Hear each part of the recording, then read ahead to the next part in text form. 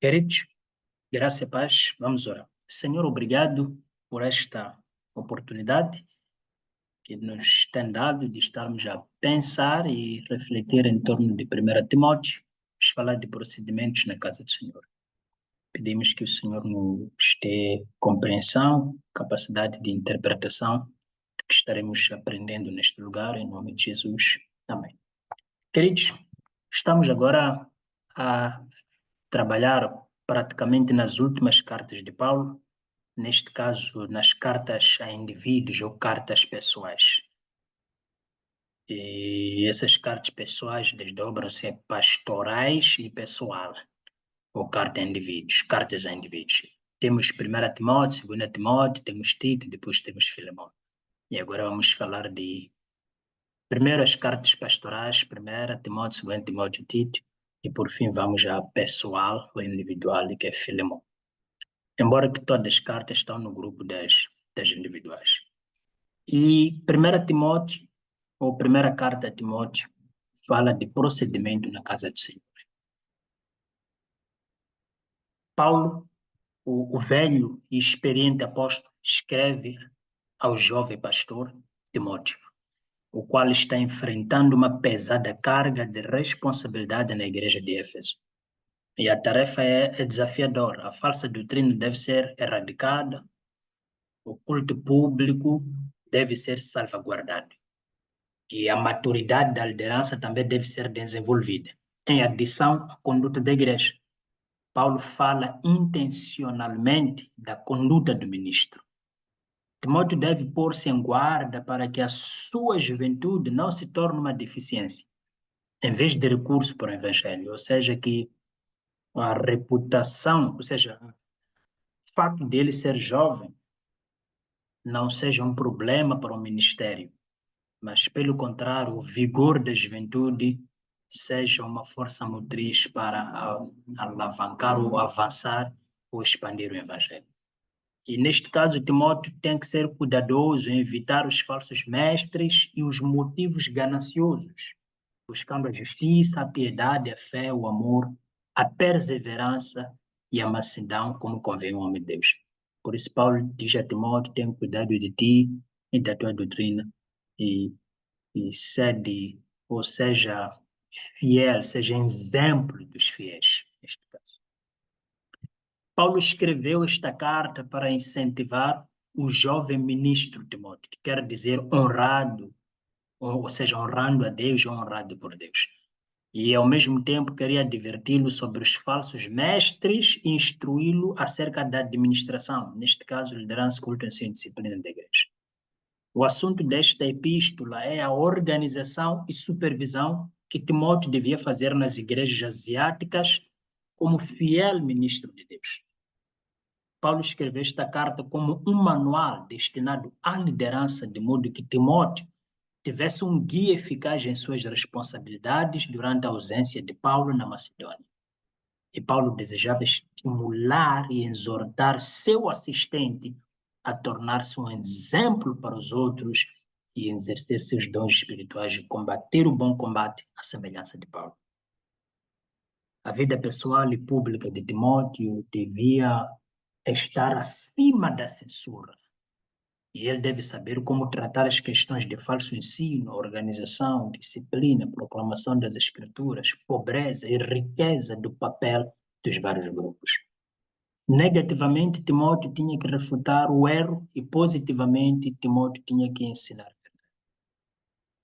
Depois da libertação da prisão em Roma, Paulo viajou com Timóteo e este ficou com Éfeso, ou seja, ficou em Éfeso, neste caso na igreja de Éfeso, para resolver os problemas que haviam surgido ali, enquanto Paulo seguia para visitar as igrejas da Macedônia. Paulo entrega a Timóteo o pastoreio de Éfeso, quando este tinha aproximadamente 30 anos. Era um jovem, na altura 30 anos já era basicamente o começo do ministério de alguém na perspectiva judaica. A organização da igreja aumentava em complexidade e nesta carta Paulo estabelece as qualificações dos líderes da igreja e revela os principais deveres de vários grupos da igreja. Esta epístola é um manual de cuidados pastorais. Timóteo era uma pessoa que não tinha uma personalidade forte, era tímido, podemos dizer hoje que era introvertido, psicologicamente falando, que ele era um flemáutico e era sujeito a problemas gástricos, dores, provavelmente gastrite, e lutava sempre com problemas de saúde. E nem Paulo conseguiu curar desses problemas. Simplesmente recomendou que bebesse um pouco de vinho como algo medicinal. A palavra-chave que temos aqui é manual de liderança. Versículo-chave é 1 Timóteo 3, 15 a 16. O texto diz o seguinte: para que, se eu tardar, saibas como convém andar na casa de Deus, que é a igreja de Deus vivo, a coluna e o esteio da verdade. Sem dúvida alguma, grande é o mistério da piedade. Aquele que se manifestou em carne foi justificado em espírito, visto dos anjos, pregado aos gentios, crido no mundo, recebido acima na glória. Então, estamos diante de, sobretudo no versículo 15, de organização, de como é que Timóteo devia organizar a casa do Senhor, administrar a casa do Senhor. Capítulo 6, versículo 11 e 12, o texto diz: tu, porém, homem de Deus, foge estas coisas e segue a justiça, a piedade, a fé, o amor, a paciência, a mansidão. Combata o bom combate da fé, tome posse da vida eterna, para a qual também foi chamado, tendo já feito boa confissão diante de muitas testemunhas. Paulo vai exortar sempre Timóteo a combater. E depois vai dar o seu exemplo, segunda carta de Timóteo, quando ele diz combater um bom combate e guarde a fé. E Paulo está a dizer a Timóteo, combata o bom combate. Toma posse da vida eterna, para a qual também foste chamado. Você também foi chamado para a vida eterna. Combate um bom combate. E, de fato, Timóteo precisava combater um bom combate, porque nos últimos tempos, já que são ditos até o próprio Timóteo, surgirão homens amantes de si mesmo, avarentos, e etc. A vista panorâmica de Timóteo é que temos a subdivisão deste texto em doutrina, culto público, falsos mestres, disciplina eclesiástica e motivos pastorais. Na doutrina temos problema de falsa doutrina, que Timóteo precisava advertir aos crentes de Éfeso a respeito disso. E Paulo mostra que esta é uma chamada de atenção, o perigo da falsa doutrina, por isso que você tem que advertir. E temos o culto público, que Timóteo tinha que organizar o culto, organizar a liderança. E também tem que mostrar as qualificações de um episcopo, um bispo, um presbítero, um poimen, um pastor neste caso. E nesta organização, tanto do culto, tanto das qualificações do pastor, é uma espécie de diretrizes para que o culto venha acontecer e para que o líder assuma o ministério eclesiástico. Falsos mestres, temos aqui a preservação da doutrina genuína. Neste caso, que Timóteo devia combater com sabedoria os falsos mestres. Devia defender a doutrina contra os falsos mestres, defender a igreja, pregando a verdadeira doutrina, mas de forma sábia, não é? Diante dos falsos mestres que estavam se infiltrando na igreja. Isso não é algo de hoje, já é de há muito tempo, é da altura mesmo do começo da igreja. E na disciplina eclesiástica, Timóteo é orientado a ter prescrições para as viúvas e anciãos, neste caso, deveres para com os outros, e não se esquecer este grupo que está dentro da igreja. E motivos pastorais, e como lidar com os ricos na igreja, não é? E termos cuidado com amor ao dinheiro, mas também, ao mesmo tempo, não ter-se parcialidade dentro da igreja por causa de, de, de riqueza. Neste caso, era preciso que se sondasse o coração. Então, esta carta é escrita na Macedônia, cerca de 102, 103 depois de Cristo. Qual é a contribuição da 1 Timóteo, a Bíblia toda, a primeira carta de Timóteo para as Escrituras? Esta é uma carta pessoal mais rica em princípios que são relevantes a todo o obreiro cristão e a toda a igreja cristã. Visto ser escrita a Timóteo, esta epístola engloba mais do que o desenvolvimento doutrinal. Sua preocupação primordial é com a realização prática da verdade cristã em âmbito individual e corporativo. 1 Timóteo, juntamente com Tito, fornecem as mais explícitas diretrizes, não é, para a liderança e organização eclesiástica da Bíblia. A frase, esta é uma afirmação fidedigna, é peculiar às cartas pastorais. Mostra que é uma afirmação fiel, digna de atenção. Paulo a usou em seus últimos anos para referir-se aos ditos e confissões cristãs. Como é que Timóteo expressa, fala, vê Cristo, como é que Cristo é visto na primeira carta de Timóteo, ou a Timóteo? Cristo é o único mediador entre Deus e os homens. Pertence à família dos homens e à família de Deus, é por isso que pode intermediar por todos eles. Tem a natureza divina, a natureza humana, ele pode ser o elo entre Deus e os homens. Deus manifestado na carne, justificado no Espírito, visto pelos anjos, pregado entre os gentios, crido no mundo, recebido na glória. Cristo ele é visto também como a fonte do poder espiritual da fé e do amor. Ele veio ao mundo para salvar os pecadores e deu-se a si mesmo em resgate de todos, como salvador de todos os homens, especialmente dos que creem. Este, praticamente, é o panorama ou o que nós podemos entender, compreender e discutir um pouco sobre 1 Timóteo.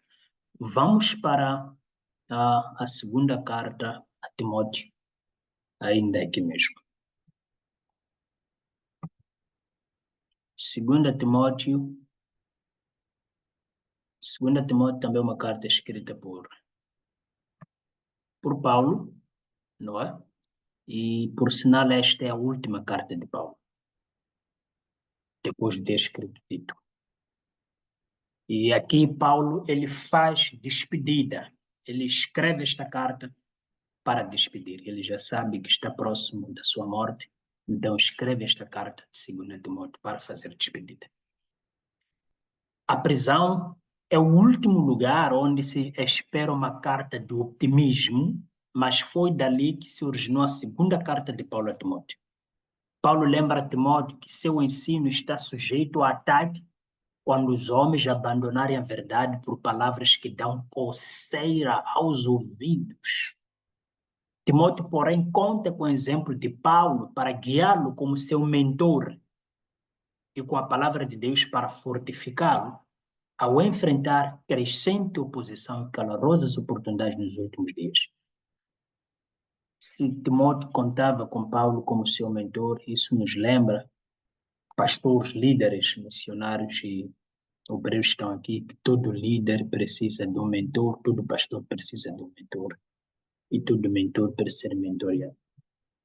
Paulo escreve para motivar o jovem e tímido pastor no seu vigoroso e corajoso trabalho, para diverti-lo acerca da apostasia presente e informá-lo acerca do martírio iminente. Neste caso, adverte-o da apostasia que já existia naquele momento, estava se infiltrando na igreja naquela época, e informá-lo que o próprio Paulo seria entregue como sacrifício, seria praticamente morto, teria combateu o bom combate e já estava a fazer a despedida.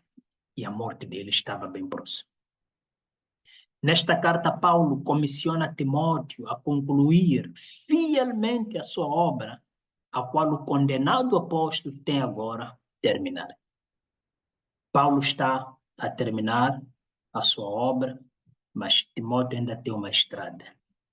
E Paulo, como já é experiente, já passou de várias situações na vida que, se ele não tivesse sido firme e não tivesse guardado fielmente a palavra do Senhor, poderia ter abandonado. Mas, graças a Deus, ele ficou firme, tinha convicção da sua vocação, da sua chamada. E ele já serve de exemplo para Timóteo. Por isso ele encoraja Timóteo a concluir fielmente a sua obra, assim como Paulo concluiu fielmente. Então, este manual de combate exorta Timóteo a usar o equipamento espiritual da palavra de Deus, a fim de destruir os crescentes obstáculos à difusão do Evangelho. Neste caso, os falsos mestres, falsos ensinos, heresias, etc. Timóteo tinha grande necessidade de estímulo em razão das dificuldades que enfrentava. E Paulo usou esta carta para instruí-lo sobre como enfrentar a perseguição externa, a dissensão e a fraude interna. Então, Timóteo tinha muitos desafios que enfrentar em frente, ou seja, em diante. Tinha a perseguição externa, tinha a dissensão, tinha a fraude interna, que seriam coisas que iriam acontecer. E Timóteo devia estar firme face à perseguição, face a dissensões, face a apostasias, a falsos mestres. Ora, Paulo, como pai espiritual, como mentor, por causa da adulteração desta palavra pai espiritual, ultimamente, eu acabo preferindo usar mentor. Mas, de fato, era um filho na fé de Paulo, Timóteo. Paulo insistiu para o seu filho Timóteo vencer a sua timidez e ousadamente proclamar o Evangelho, mesmo que com isso viesse a sofrer. Portanto, Paulo também escreveu esta carta para convidar Timóteo e Marcos a visitá-lo em Roma, tão logo quanto possível, e a levar seus papiros e pergaminhos juntamente com a sua túnica. Lembram deste Marcos aqui?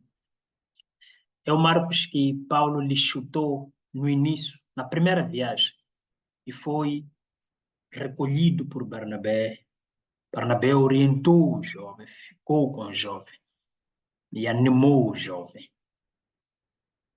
Este Paulo, já nos últimos momentos da sua vida, ele convida Marcos, porque ele entende que Marcos será útil a ele.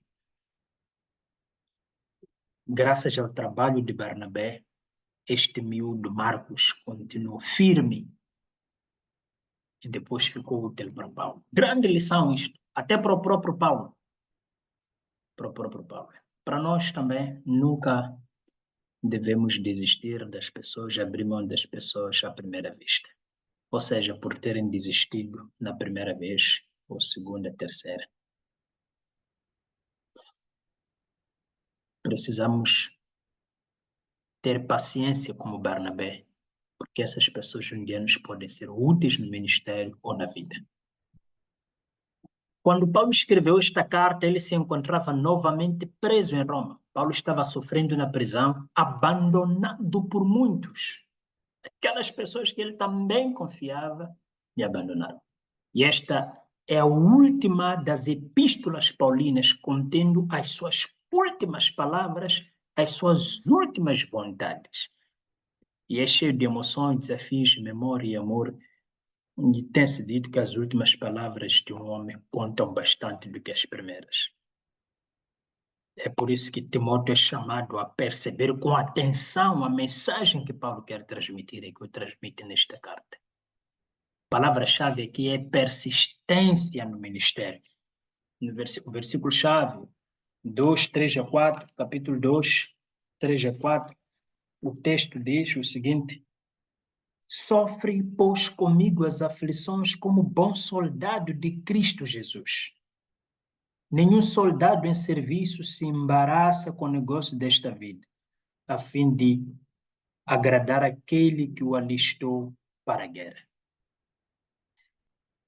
E aí eu estou a me lembrar de uma canção que diz: nada ponho a minha fé, senão na graça de Jesus. Então, se eu encontrar, vou partilhar aqui durante este vídeo, só para mostrar esta ideia de sofrer comigo as aflições e, e, e pôr a sua fé em Cristo Jesus. No versículo 14 e 17, 2 Timóteo, no capítulo 3, Paulo diz o seguinte: 14 a 17. Quanto a ti, porém, permanece naquilo que aprendeste, de que estás convicto, sabendo de quem o tens aprendido. Pois desde a infância conhece as sagradas letras que podem fazer-te sábio para a salvação pela fé que há em Cristo Jesus. Toda a Escritura é divinamente inspirada. Não tenha dúvidas disso. Mesmo que os falsos mestres venham falar cada coisa, não duvide das Escrituras. E é proveitosa para ensinar, para repreender, para corrigir, para instruir em justiça, a fim de que o homem de Deus seja perfeito e perfeitamente preparado para toda boa obra. Então, meu filho, permaneça nas santas Escrituras, permaneça naquilo que aprendeste. São as últimas palavras de um grande mestre. A vista panorâmica de Paulo aqui, deste texto, é perseverando nas provas atuais e suportando as provas futuras. Então, Paulo aqui apresenta gratidão pela fé de Timóteo, faz um lembrete da responsabilidade de Timóteo e apresenta as características de um ministro fiel. Na gratidão e lembrete, Paulo mostra o poder do Evangelho, e nas características do ministro fiel, mostra a perseverança da mensagem do Evangelho e mostra os requisitos do ministro de Deus, ministro fiel. E no suportar as provas, Paulo neste caso, aproxima-se o dia da apostasia, mostra a Timóteo que o dia da apostasia aproxima-se. Então, resista como protetor do Evangelho, entendendo que as Escrituras são divinamente inspiradas e ordena o seu jovem Timóteo a pregar. Capítulo 4, eu gosto muito deste texto. Pregue dentro e fora de tempo. E também o apóstolo Paulo aqui mostra a aproximação da sua morte. Então, proclame o Evangelho. Já estou de partida, estou perto da morte, mas proclame o Evangelho. Então, e depois vai fazer algumas solicitações de convite a Timóteo e a Marcos. Qual é a contribuição desse texto à Bíblia? Timóteo é com efeito a última vontade e testamento de Paulo. E nesta epístola, Paulo revela o passado, analisa o presente e antecipa o seu futuro livramento para o reino celestial de Deus. Este livro tem granjeado conforto, estímulo e motivação para os obreiros cristãos estressados através dos séculos. Ela realça a centralidade das Escrituras e contém a mais clara afirmação bíblica de inspiração, neste caso da inspiração das Escrituras Sagradas. E o versículo 2, não é? Prega a palavra, insta a tempo e fora do tempo, admoesta, repreende, exorta com toda longanimidade e ensino. Se esta palavra é uma palavra inspirada por Deus e é útil para o ensino, para a repressão, para a correção, para a instrução e em justiça, para que o homem de Deus seja perfeito e preparado para toda boa obra, então pregue esta palavra. Qual é a contribuição para Cristo, ou seja, como Cristo é visto neste texto? Cristo manifestou-se na terra, aboliu a morte e trouxe à luz a vida e a imortalidade pelo Evangelho. Ressuscitou dos mortos e conquistou a salvação e a eterna glória. Pois se os crentes morrerem com ele, também viverão com ele. Todos quanto amam a sua vinda receberão a coroa da justiça e reinarão com ele. Queridos, este é o texto que fala sobre o apóstolo Paulo, segunda vinda de Cristo, e, aliás, não segunda vinda de Cristo, praticamente a morte de Paulo, a despedida de Paulo. Eu quero projetar o, a música ali, é nada, ponho a minha fé.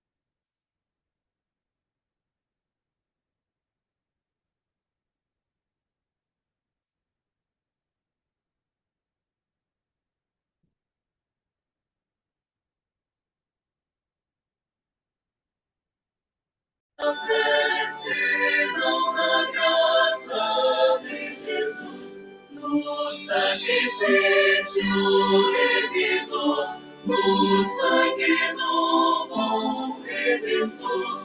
Amém.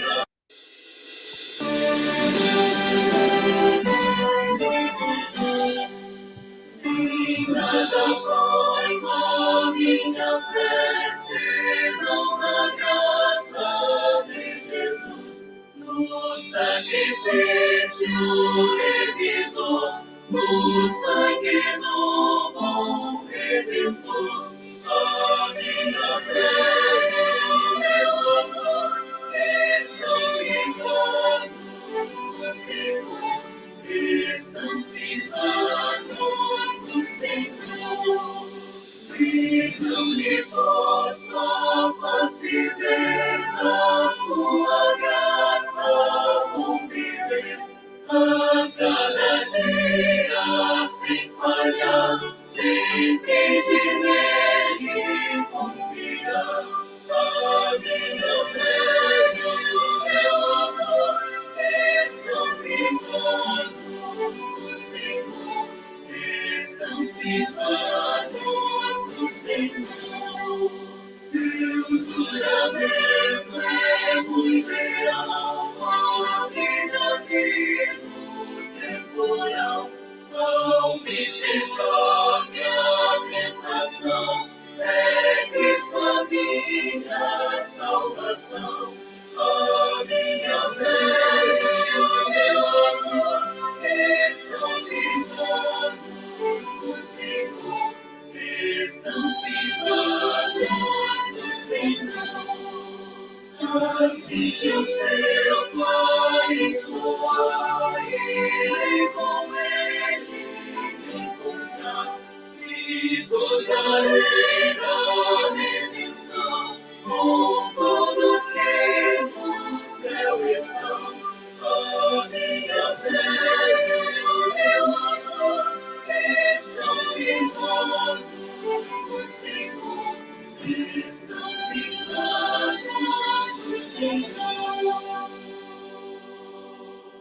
Deus abençoe aos colegas. Vamos orar. Senhor, obrigado pela oportunidade que nos deu para estudar a sua palavra.